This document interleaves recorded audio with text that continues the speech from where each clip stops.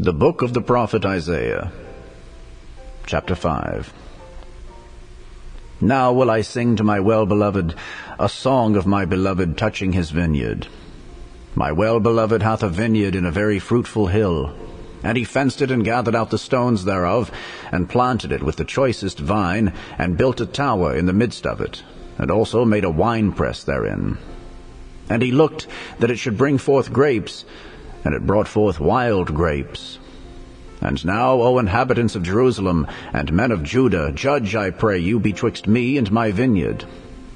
What could have been done more to my vineyard, that I have not done in it?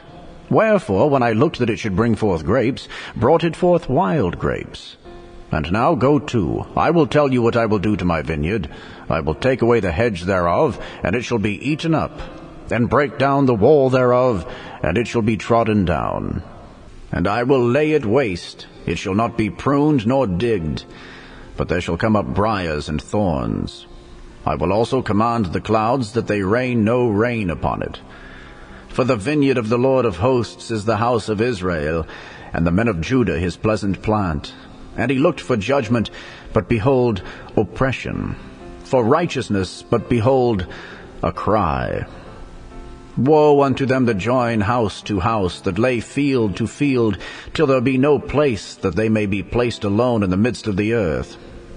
In mine ears, said the Lord of hosts, of a truth many houses shall be desolate, even great and fair, without inhabitant. Yea, 10 acres of vineyard shall yield 1 bath, and the seed of an homer shall yield an ephah. Woe unto them that rise up early in the morning, that they may follow strong drink, that continue until night, till wine inflame them. And the harp and the viol, the tabret, and pipe, and wine are in their feasts. But they regard not the work of the Lord, neither consider the operation of his hands. Therefore my people are gone into captivity, because they have no knowledge, and their honorable men are famished, and their multitude dried up with thirst. Therefore hell hath enlarged herself, and opened her mouth without measure, and their glory, and their multitude, and their pomp, and he that rejoiceth shall descend into it. And the mean man shall be brought down, and the mighty man shall be humbled, and the eyes of the lofty shall be humbled. But the Lord of hosts shall be exalted in judgment, and God that is holy shall be sanctified in righteousness. Then shall the lambs feed after their manner, and the waste places of the fat ones shall strangers eat. Woe unto them that draw iniquity with cords of vanity, and sin, as it were, with a cart rope, that say, Let him make speed and hasten his work, that we may see it, and let the counsel of the Holy One of Israel draw nigh and come, that we may know it.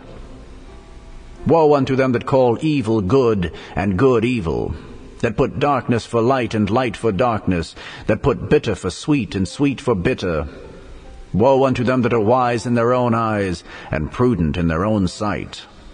Woe unto them that are mighty to drink wine, and men of strength to mingle strong drink, which justify the wicked for reward, and take away the righteousness of the righteous from him.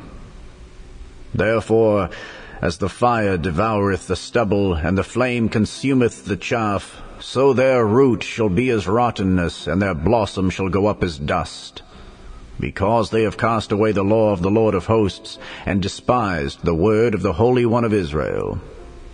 Therefore is the anger of the Lord kindled against his people, and he hath stretched forth his hand against them, and hath smitten them. And the hills did tremble, and their carcasses were torn in the midst of the streets.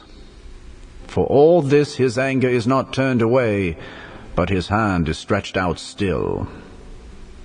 And he will lift up an ensign to the nations from far, and will hiss unto them from the end of the earth. And behold, they shall come with speed swiftly. None shall be weary nor stumble among them, none shall slumber nor sleep, neither shall the girdle of their loins be loosed, nor the latchet of their shoes be broken. Whose arrows are sharp, and all their bows bent. Their horses' hoofs shall be counted like flint, and their wheels like a whirlwind. Their roaring shall be like a lion, They shall roar like young lions. Yea, they shall roar, and lay hold of the prey, and shall carry it away safe, and none shall deliver it. And in that day they shall roar against them like the roaring of the sea.